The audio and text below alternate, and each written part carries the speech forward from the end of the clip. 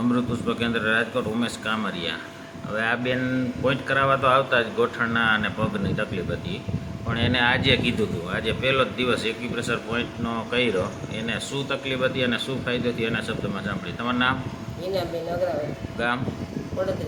વડોદરીથી. આવો. હવે તમને શું તકલીફ હતી બીજી? આંગળી કપાઈ ગઈ હતી 15 વર્ષથી. 15 વર્ષ પહેલા આંગળી કપાઈ ગઈ હતી અને એમાં શું ન થતું? એક આંગળી આમ વર્તી નહીં, અત્યારે આ આંગળી તમારે વર્તી નહીં, આમ સીધી સીધી રહેતી, સીધી અત્યારે વળી ગઈ હા વળી ગઈ કમ્પ્લીટ.